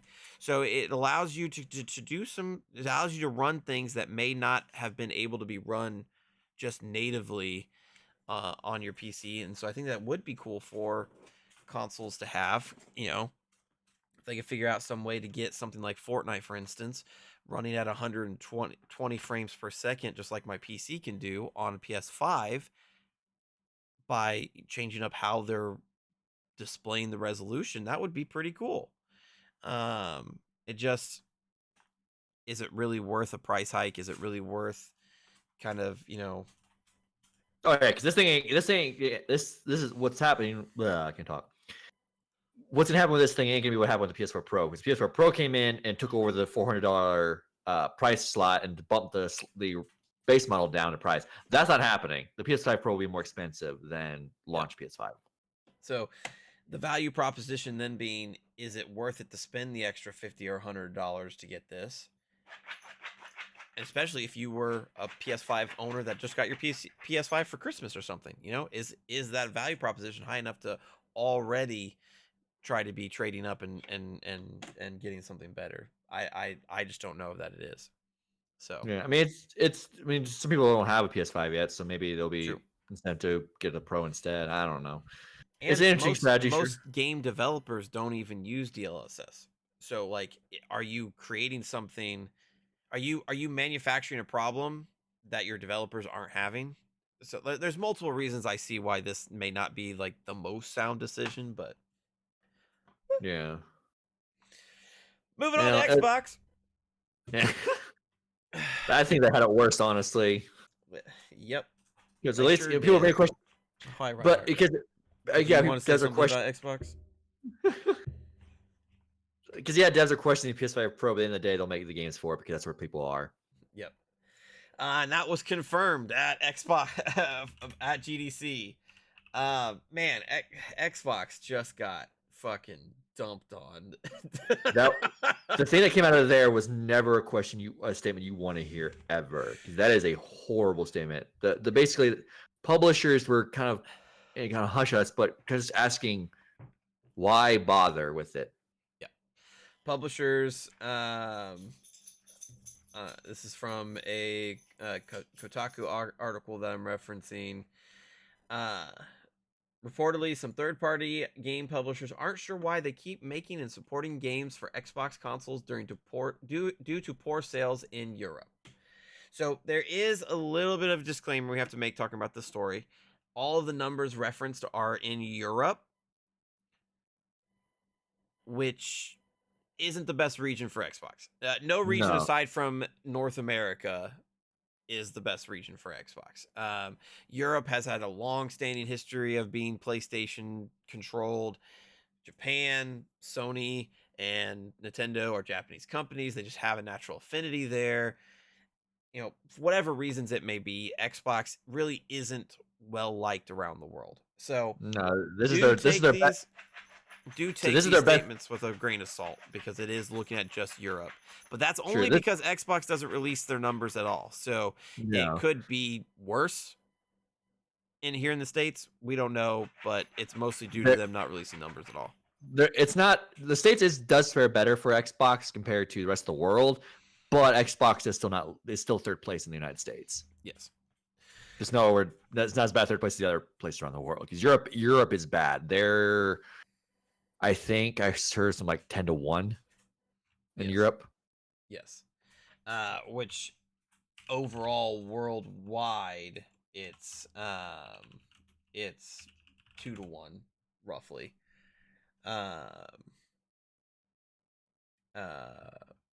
So yeah, just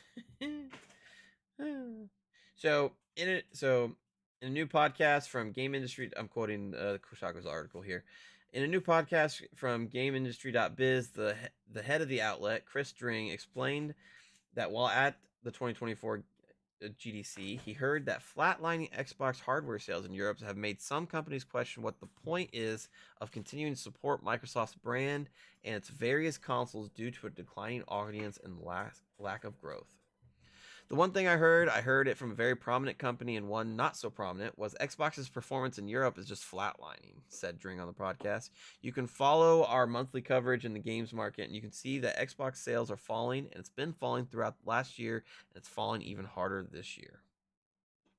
Dring further said that one major company who reportedly released a big game last year said, "I don't know why we bothered supporting it." So, this comes after reports of retailers in Europe that are just stocking Xbox stuff because it doesn't sell.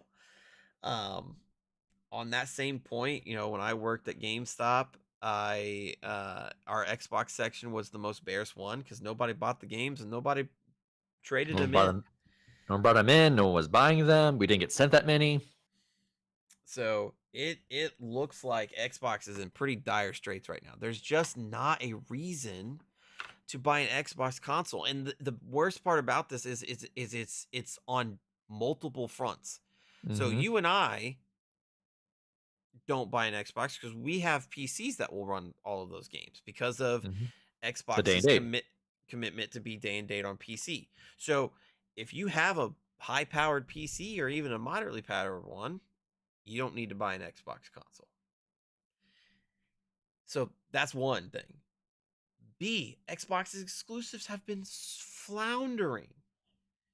So unless you're one of the 5 people that actually enjoyed Starfield, that probably didn't bring you onto Xbox. Redfall Which is didn't bring you onto Xbox. Halo couldn't even bring people onto Xbox. So strike 2 against the Xbox hardware. And 3, now you've promised to bring Xbox games to other consoles, which is cool from the point of platform agnosticity, if that's a word. Trying to get your games from these developers that deserve to be shown off to other people. I support that. But it then further reduces the reason to buy an Xbox console. If Mm-hmm. you tell me the Indiana Jones game is going to come out on PS5 3 months after it came out on Xbox, well, guess what I'm going to do? I'm just going to wait 3 months. Mm-hmm. I mean, I've heard Pentiment is good. I haven't played it yet. I just haven't got around to it. I know it's on Steam, but I just couldn't get around to Yes. it. But it's going on PlayStation, so I went to Limited Run Games and ordered the physical copy. So the first time I'll play it is on a PlayStation. I haven't got around to purchasing Hi-Fi Rush yet on my PlayStation because I was wondering when those are going to go free or limited run games. But I'm tempted to just kind of buy the digital edition. That way I have it and put the physical out in my collection. I don't actually technically own it because I played it on Game Pass. Yep. So yeah, they removed incentive now. Because Hyper Rush is their best game they released in a long time, but I would have, if it was exclusive to Xbox, I would have bought an Xbox to play that game. But they just told me I had no need. There's a fourth strike though. Go on. Game Pass itself. Because the problem is you've also conditioned your audience to not buy games and just wait for them to go on Game Pass. True. Very, very So true. all this stuff, all four of those things are just a perfect storm converging on Xbox that they're not, I don't know, can't or won't address. Yeah. And I mean, and so game devs coming out and saying that they shouldn't have put their games on Xbox. It just reminds me of the Baldur's Gate 3 controversy from last year. I don't have any sales records or anything, but what percentage of people actually played that game on Xbox? Well, it had to be late because it was released like 5 months after the hype train started for it. Ultimately, one of the greatest games of all time, but like, how many Xbox players actually played it on Xbox? And ultimately, the reason wasn't part when the game was at its height, Xbox players couldn't play it was because of another bad decision, the fifth strike, the Series S. Yeah, I was about to say the fifth strike, the Series S, because Xbox made the promise in 2020 that Xbox Series S and X will have the same library of games, and so that put developers in a really bad spot of having to make your game run on the lower end console. That console is less powerful in some ways than the Xbox One. And you're expecting new gen games to play on it. The One X specifically. Yeah. But it's there's so many things. I mean, I think it comes down to leadership at Microsoft. We've gone over them before, but Phil Spencer has done a great job of making himself, appear to be the savior of Xbox, but he really is not. No. He's honestly, it's weird to say it almost after this 10-year stint. I could almost say I feel like he's almost done more damage to the brand than possibly Don Metric did, because Don Metric did heavy damage to the Xbox brand. But Phil Spencer his job was to nurse it back to health, and he just kind of let the bones sit there. Yeah. He didn't really do much. I mean, I applaud the day and date on PC. Microsoft's always had a relationship with PC because they are PC, so that makes sense to me from a business standpoint.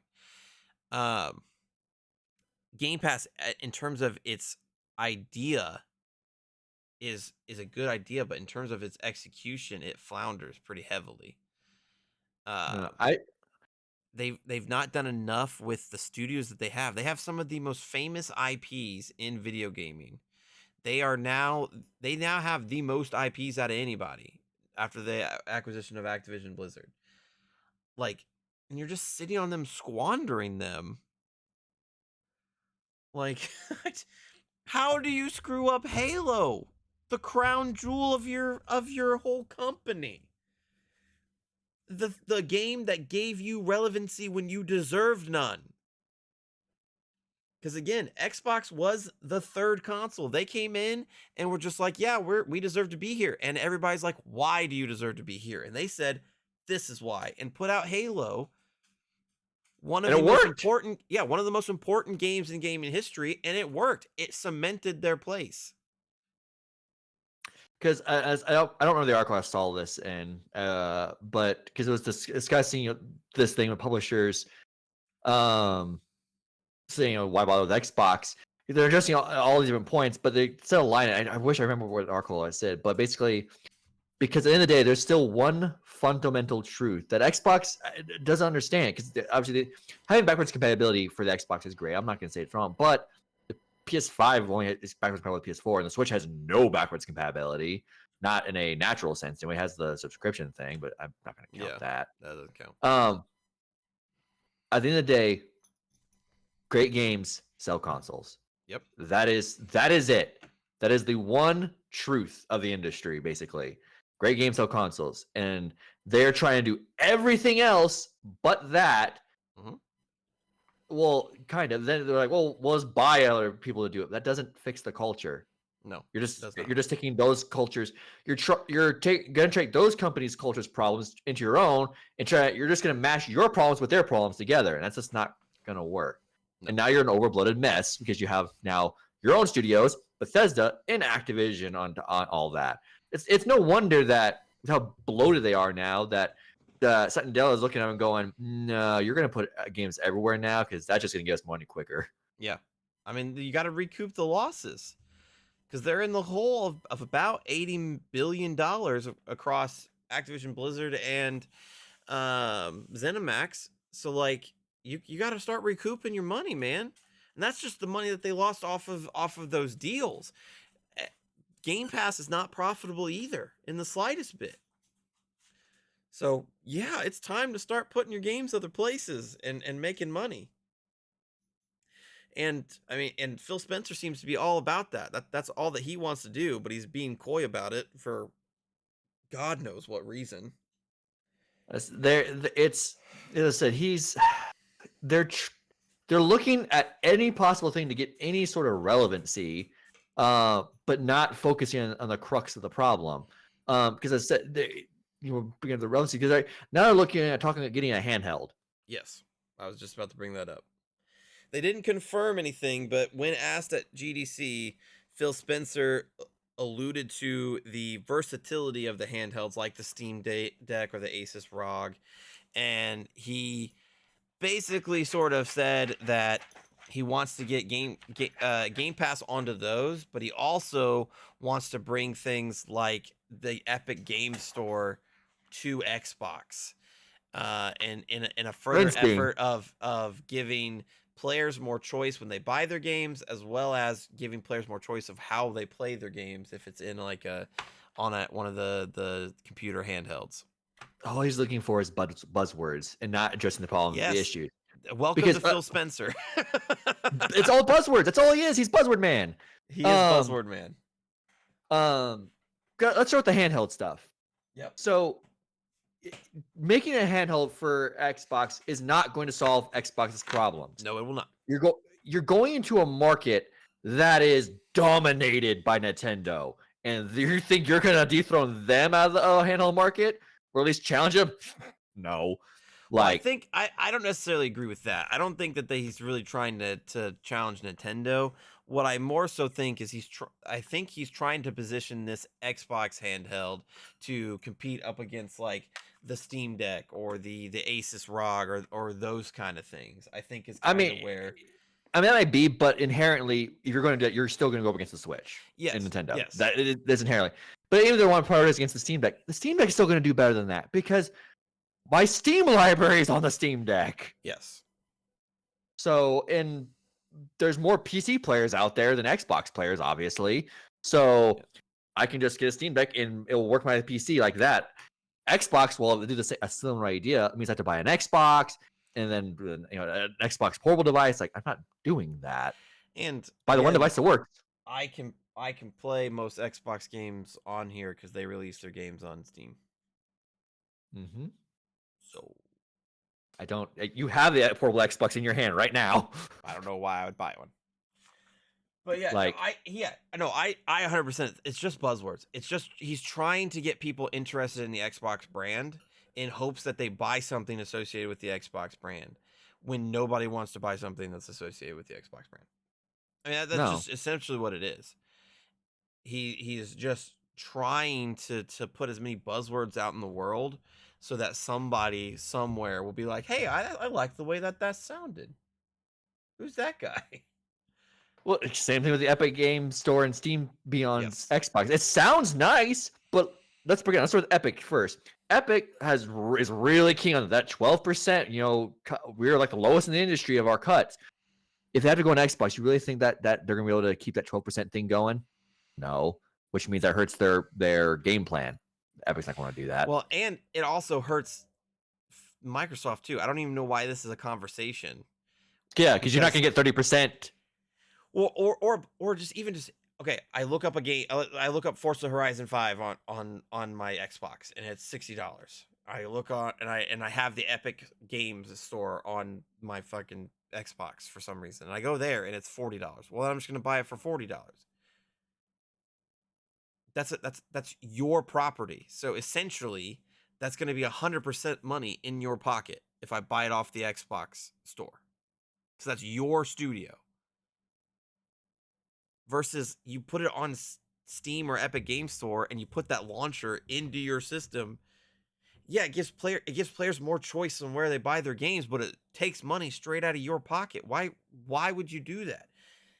Why would you do something that's so dumb and inherently bad for your business? Like, you already had them locked to your, because they had an Xbox. Like, you're Exactly. just like, at least with PC, you're meeting them where they are. Yes. But Xbox, like, they met you where you are, and you're throwing money away. Yeah. They walked into your taco shop, and you said, "Here's McDonald's." Actually, go across the street to that other taco shop. They have better tacos. Why would you do that? These people wanted to spend money with you. Then also you have to account for with Steam specifically. Is obviously Steam has a lot more games on there than Epic does, because of Steam. But another issue you have to account for with Steam, just because you put Steam on an Xbox, just say Phil Spencer gets his dream, that doesn't mean every game that's on Steam becomes Xbox compatible. Yeah, because those devs didn't have to optimize it for Xbox specifically. Yes. You're putting more work on them. Yes, and there's games that they would say no to putting on Xbox, like, I don't know, Spider-Man 1 and 2, Spider-Man Miles Morales, God of War Ragnarok, Horizon 1 and 2, You think Days Gone.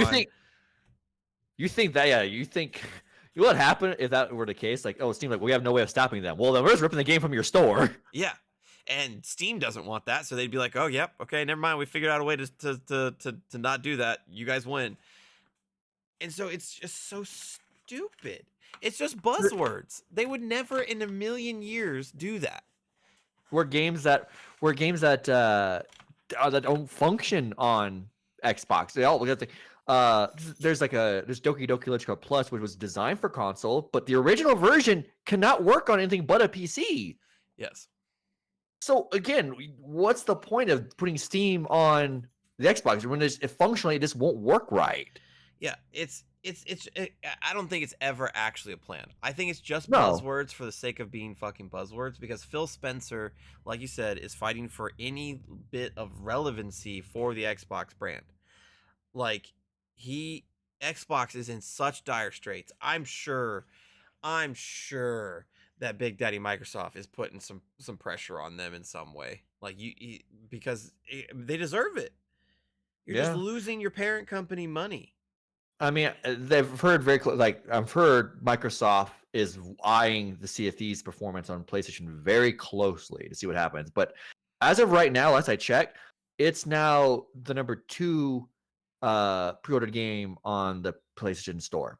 It's sandwiched right in between the base version of Stellar Blade and the deluxe version of Stellar Blade.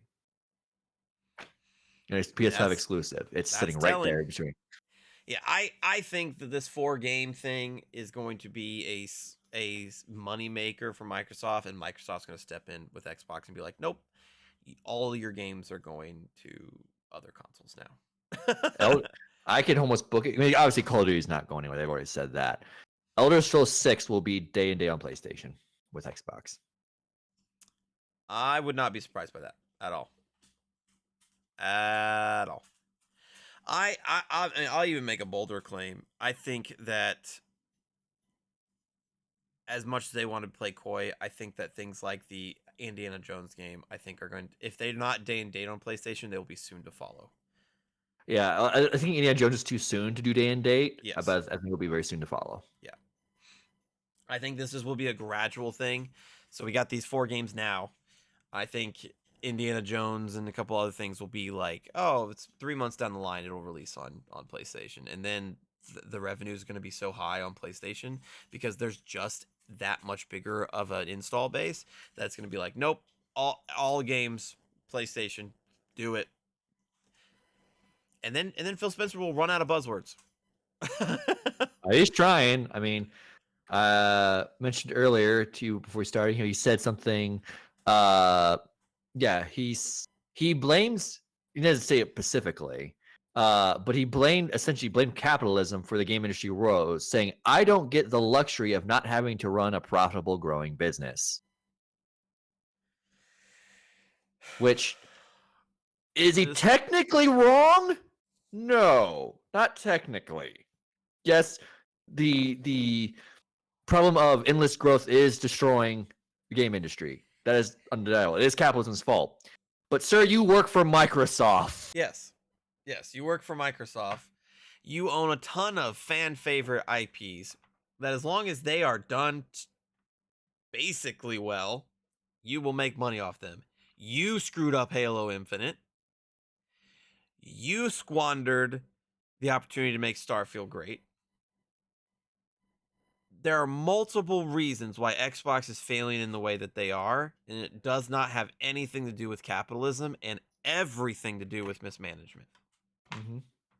That Starfield is such a great example of how out of touch Bethesda is.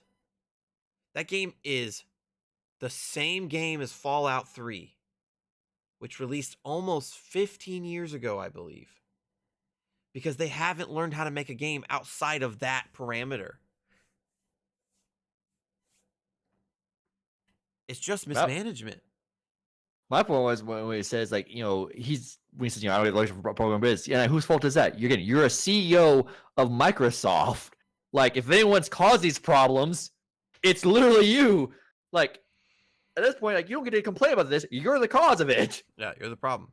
Like, what the fuck? Ay. Ladies and gentlemen, go buy a PlayStation. Get hyped for Stellar Blade, which comes out in a few weeks. Pick up Baldur's Gate 3 on it when you do. I want to wrap this show up and the GDC conversation up with some quotes from one of the coolest people in gaming. So, Baldur's Gate 3 continued its win streak at the GDC Awards. It won Game of the Year. Of course. No surprise. It's No. a game deserving of it.